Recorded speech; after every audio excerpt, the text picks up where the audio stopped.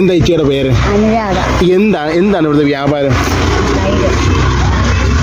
തൈര് വ്യാപാരം. എത്ര നാളായി ഈ വ്യാപാരം തുടങ്ങിയിട്ട്? 25 വർഷമായി. 25 വർഷമായി. എവിടെ നിന്നാണ് ചേച്ചി ഈ തൈര് കൊണ്ട് വരുന്നത്? മലയാളത്തിലാണ്. അവിടുന്ന് തൈര് കൊണ്ടുവരുവാണോ അതോ ഇവിടുന്ന്? തൈര് കൊണ്ടുവരും. അപ്പം വൈകിട്ട് പാല് കാച്ചി മേടിച്ച് കുറെ ഒഴിച്ച് തൈരാക്കി കൊണ്ടുവരികയാണ്. എങ്ങനെയുണ്ട് ഇപ്പം നിലവിലുള്ള വ്യാപാരം? 2-3 വർഷം കൊണ്ട് ഇപ്പോൾ കച്ചവടം. കോവിഡ് കഴിഞ്ഞാണ് ഇത്രയും മോശമായി. ഇപ്പം ആൾക്കാർ ചന്തയിലായിട്ട് വരുന്നില്ലയോ? വരുന്നില്ല. അപ്പം കച്ചവടം ഉണ്ടെങ്കിൽ നമ്മുടെ ജീവിതം സുഖമായിട്ടാണ്. പിന്നെ കച്ചവടമേ ഇല്ല. അപ്പൊ ഈ അന്ന് ഇപ്പൊ കൊണ്ടുവരുന്ന തൈരിന്റെ അളവും കുറവാണ്. അല്ല, അളവ് കുറവാകും.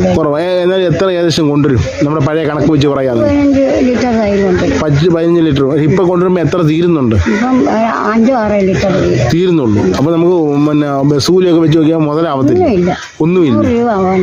100 രൂപ വണ്ടിക്കൂലിയാവും. അപ്പൊ നമുക്ക് ഇതിൽ നിന്നൊരു വരുമാനം ഇപ്പൊ ഇല്ല. അപ്പം പഴയ മനസ്സ് വെച്ച് പറയുകയാണെങ്കിൽ എങ്ങനെയാ ഈ കച്ചവടം തിരിച്ചു വരാൻ എന്തോ വഴി? ഈ